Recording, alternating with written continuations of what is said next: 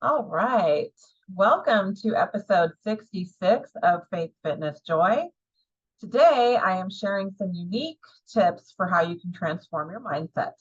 You can use these in addition to many of the other things that you might be doing to help accelerate your process of mindset transformation and also freshen your perspective a bit. These tips that I'm discussing today are first, move your body. Second, rewrite your script. Third, connect with nature. And four, express your creativity.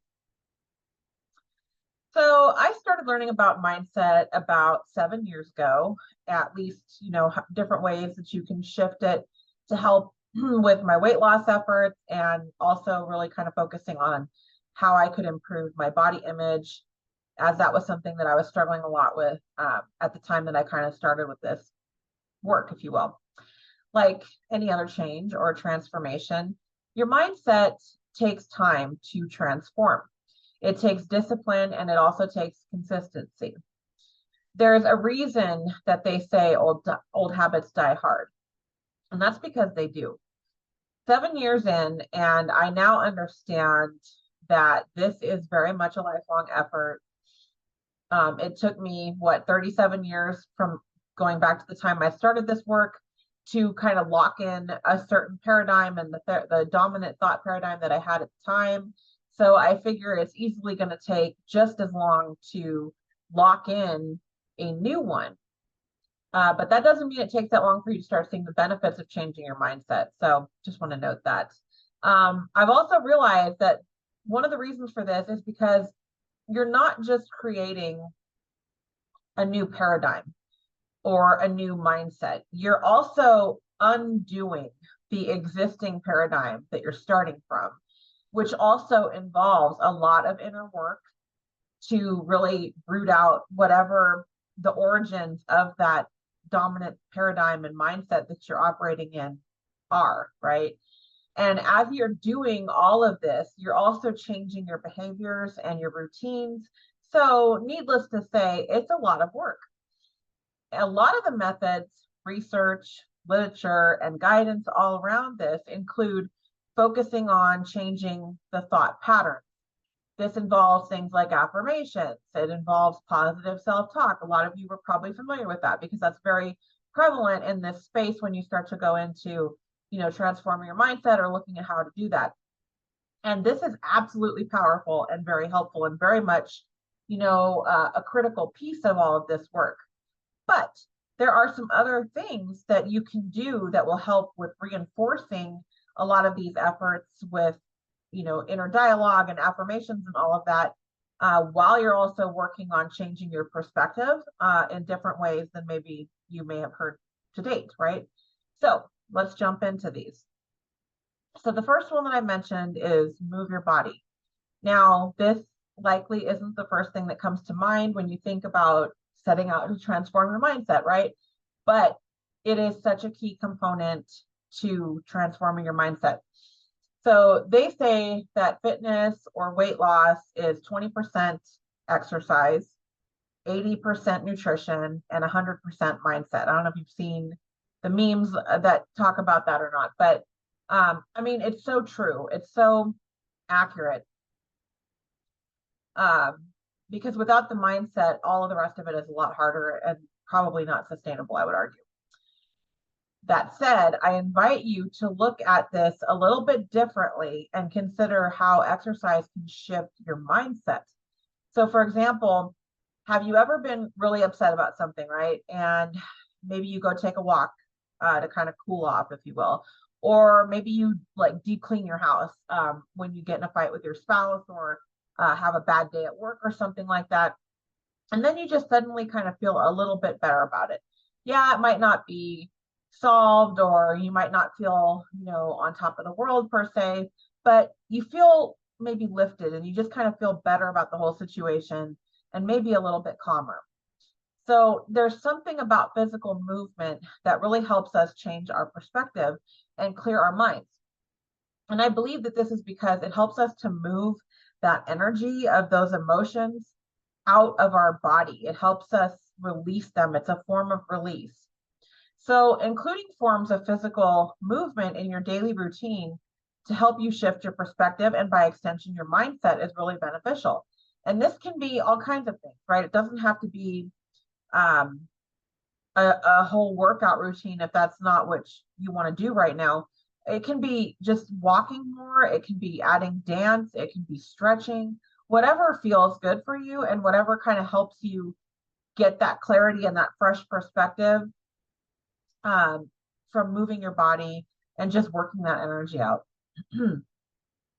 So the second tip I have for you today is to rewrite your script. What do I mean by that? Well, part of changing your mindset is changing your thoughts and your beliefs, as in literally rewriting them, like transforming them, alchemizing them. And an important first step in this is to obviously you have to identify your current paradigm and what your current limiting beliefs are. A lot of us are walking around, pretty much oblivious to or unaware of them. I know I was for many moons, right? Until I started learning about this and started doing this. So you have to first become aware. So looking at what are your beliefs? What do you believe to be true for you? For example, you can say things to yourself or look at what you're saying to yourself. What kinds of things are you saying to yourself on a day-to-day basis? Are you saying things like, oh, I'll never get ahead, or I just can't win, or I can't seem to lose weight no matter what I do, or everything's an uphill battle, or anything along those lines, right? Is that the kind of thing that you're saying to yourself? Or what kinds of things are you saying to yourself? You want to take stock of that and really look at the types of things that you're saying. What other evidence do you have in your reality of your dominant thought paradigm? So take a look around at things like your job, your bank account, your body image, relationships, right? Everything in your life is telling you something about whatever your dominant thought paradigm is, good or bad. They're all showing you what perceptions you hold or have around these various aspects of your life. So the idea here is to start listing as many of these as you can think of, as many as you might become aware of. And you can do this by topic. So for example, if it's maybe your job is top of mind for you right now, so maybe start with that and look at, what you believe about your current job, and then back up from there and look at past jobs and how you felt about those or what beliefs were attached to that. You can do this for, money. Money is a big one. Money is a really big tell for a lot of us about what our mindset is. So whatever area you're picking, you want to start by writing down all the different stories and beliefs that you can think of related to that area. And also looking at what you're telling yourself, and also looking at memories that are related to this or could be connected to whatever this life area is. So once you have all of that, you want to look at that list. Or a good way to do this is to either on a single sheet of paper, writing all of the limiting beliefs and stories on one side, and then doing this next part on another side, or you can open a notebook and have the limiting beliefs on the left page, and you can start doing the other part on the right side of the page, or the right page. So once you have the limiting beliefs listed, you want to start asking yourself what feels better. Like look at each limiting belief, look at each story, and just ask yourself, what would feel better for me than this story?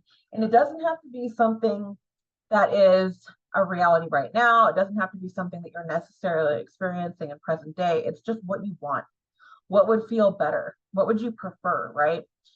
So you want to start writing those down for yourself next to each of these limiting beliefs and memories.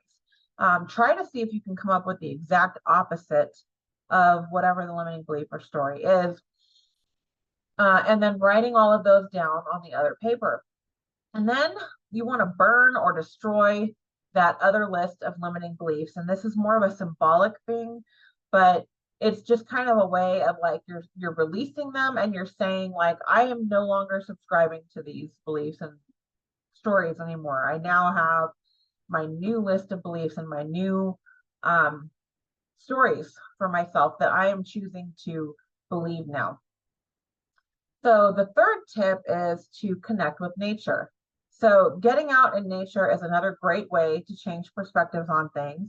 Obviously, this can be something as simple as taking a walk outside, but it can also be going and taking a drive somewhere new, or maybe where there's more nature. Like if you live in the city, maybe take a couple hours and go drive out to the country, go to the mountains, go to the beach, depending on where you live. Spend a day at the river, spend a day at the lake, maybe the beach. Plan a camping trip and spend a weekend, or take an extra day off work or something and just spend some time camping somewhere where you're out in nature. Going to a wildlife preserve is another great idea and a great way to connect with nature.